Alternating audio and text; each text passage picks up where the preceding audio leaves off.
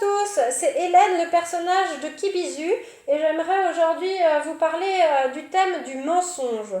Le thème du mensonge est pour moi quelque chose qui relie les thèmes que j'aborde déjà depuis quelques mois dans cette chaîne, qui sont le thème de la douance et le thème de ce qui est manipulation, etc. Le mensonge est évidemment une pièce maîtresse pour les manipulateurs, pour pouvoir manipuler les autres. Et pour les gens qui sont, on va dire, un peu plus sensibles que les autres, qui vont être dans la douance et les choses comme ça, les problèmes d'authenticité, de mensonges, de confiance, etc., vont être quelque chose qui vont être, auxquels ils vont être très sensibles. Et du coup, je pense que si vous êtes comme moi dans ce thème-là et que vous correspondez à ce genre de caractère, le mensonge est sûrement pour vous quelque chose aussi qui vous fait facilement du mal. Donc évidemment, il y a aussi une connexion entre ce qui est pervers narcissique, entre guillemets, etc., manipulation, et les gens qui vont avoir ce caractère, car évidemment, ça va être très facile de, si on veut dire, les poignarder dans le dos. Alors je passe le côté moral, si on peut dire, genre attention, faut pas mentir, c'est mal, car finalement ça rejoint des stéréotypes souvent, etc. En plus on apprend ça aux enfants pour finalement, après qu'ils voient que finalement tout le monde ment, et les enfants, les adultes continuent même jusqu'à la fin de leur vie à mentir. Même moi-même, je vous mens actuellement. Pourquoi? Parce que vous voyez pas mon visage. Alors c'est une espèce de mensonge. J'en suis, si on peut dire, désolée. J'ai mon personnage de Hélène sur la tête, et je vais justement, si on peut dire, vous expliquer quelles sont les raisons de mensonge, et si on peut dire auxquelles avec lesquelles je peux expliquer ceci d'une certaine manière. On peut évidemment mentir parce qu'on ne sait pas. On ne sait pas quelque chose, l'autre en face croit que c'est la vérité et du coup croit qu'on ment, et en fait c'est un manque. Par contre, là où, comment dire, personnellement je vais pas être d'accord, c'est que des fois les gens ne savent pas et ils continuent dans leur truc, etc. Ils ne veulent même pas reconnaître qu'ils ne savent pas. Et ça se trouve très souvent, surtout en plus dans ce qui est croyance, etc. On peut aussi mentir pour se protéger soi-même, d'où le masque, même si ça ne m'enchante pas, je préférais vous parler à visage découvert, mais bon voilà, j'ai des raisons personnelles de porter ce masque. On veut aussi éventuellement protéger d'autres personnes en mentant.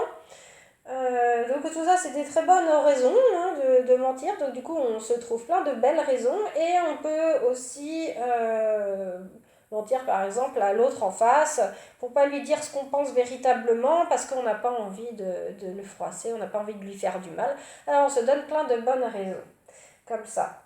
Finalement, avec ces choses-là, c'est, on pourrait expliquer le mensonge comme le fait que quand on ment à quelqu'un, ça veut dire que nous ne sommes pas adaptés à la réalité des choses, à la réalité, et on est obligé d'utiliser le mensonge pour finalement un petit peu adapter les choses à sa manière pour que ça tombe bien, quoi. Euh, Après, on peut évidemment mentir aussi pour faire volontairement du mal. Ceci existe aussi, hein, existe aussi.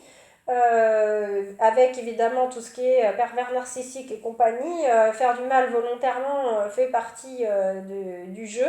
Et du coup, mentir volontairement pour faire du mal, voilà.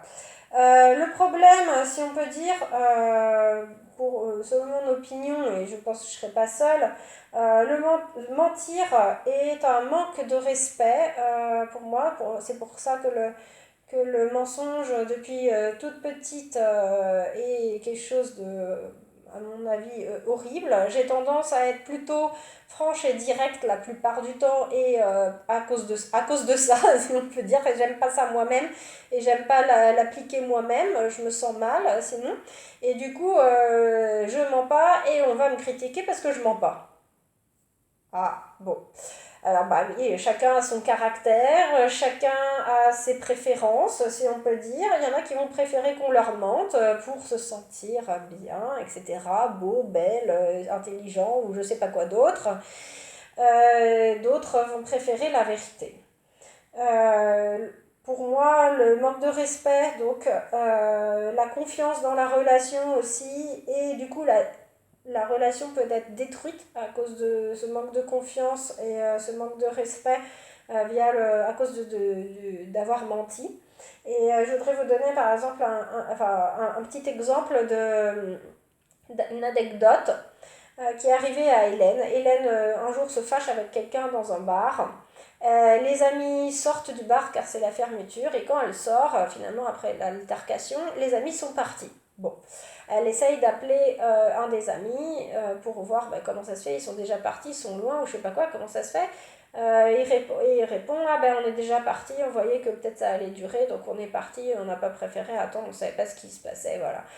On est parti. À ce moment-là, l'autre personne du bar ressort, vient agresser Hélène, et le téléphone tombe, la conversation se coupe.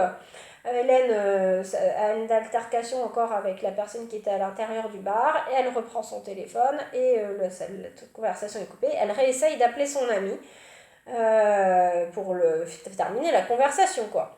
Et là, ça sonne dans le vide.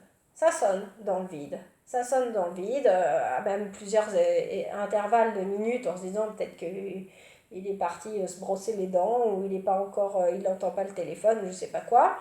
On se donne toujours des belles explications. Non, pas de réponse. Le lendemain, Hélène essaye de rappeler la personne.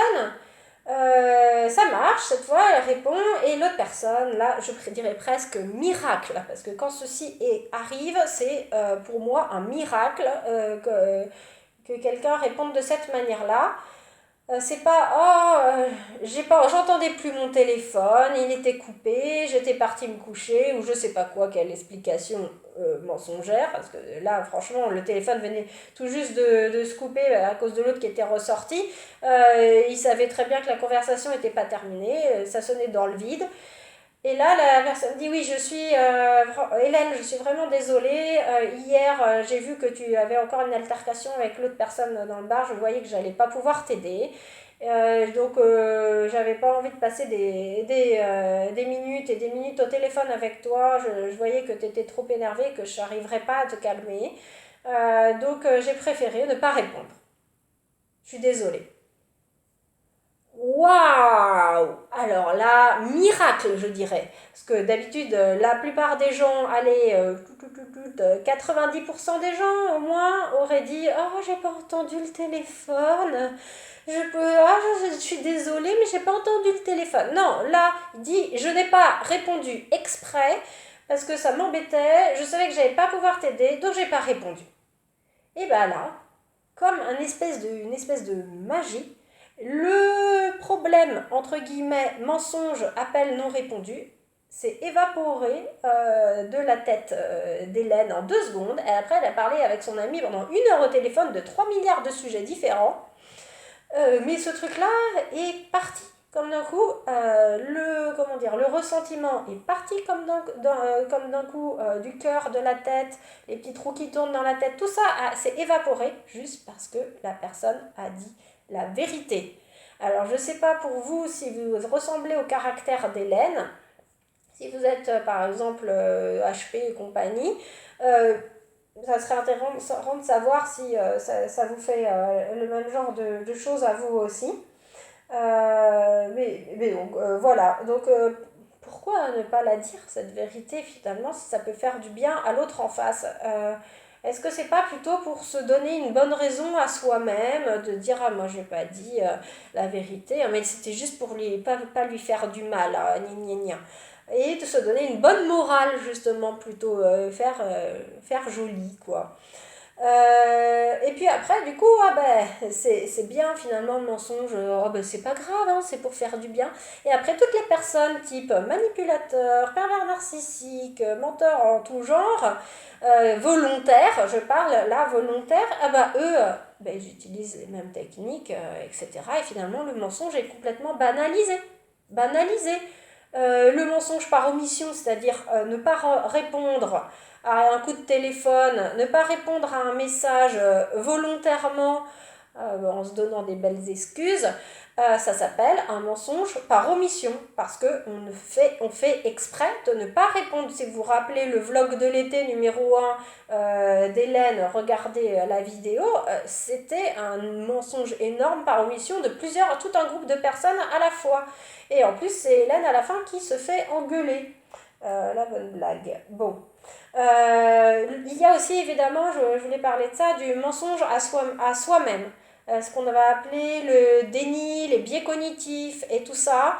Vous avez la fable de La Fontaine, Le renard et les raisins, qui parle très bien de ça. Vous pouvez relire Le renard et les raisins de La Fontaine, par exemple. Et pour ce qui est des biais cognitifs, je l'avais déjà conseillé dans une autre vidéo, mais je vous la reconseille.